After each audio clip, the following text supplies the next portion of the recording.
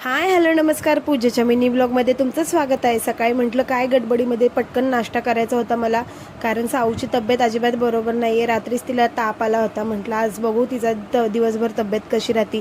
जरा पाऊस पडला की मुलांची तब्येत बिघडायला चालू होते. मग सकाळी पहिला नाश्ता वगैरे घावणे चहा आणि चटणीचा नाश्ता करून घेतला.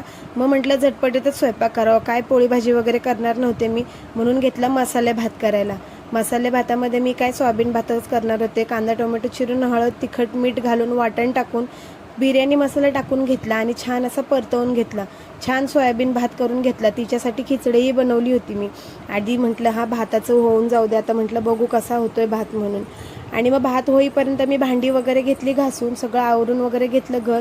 आणि नंतर तिला थोडंसं आवरलं, औषध दिलं, घरात होतं ते. आणि तिचे थोडेसे लाड करून घेतले, कारण का तिला मी जवळच हवी असते आजारी असली की. मग संध्याकाळी थोडासा पाऊस पडायला लागला. पाऊस पडत होता तेवढ्यात दोघी जणींना छान अशा नाचत बसल्या होत्या पावसा पावसा म्हणून. आणि मग पाऊस थांबल्यानंतर थोडा वेळ तिला आहे ना मग दवाखान्यामध्ये घेऊन गेले मी, कारण का दवाखान्यातनं नेऊन आणल्याशिवाय तिला काय बरं वाटत नाही. आणि खरं ज्यांच्या घरात लहान मुले त्यांनी गरम पाणी तर आत्ताच चालू करा, पाऊस पडू दे किंवा नको पडू दे. आणि मग मी तिला गरम पाणी तर द्यायलाच चालू केलेलं आहे. औषधं वगैरे घेतली, डॉक्टरांना दाखवली. घरी आल्यानंतर तिला जेवण वगैरे दिलं.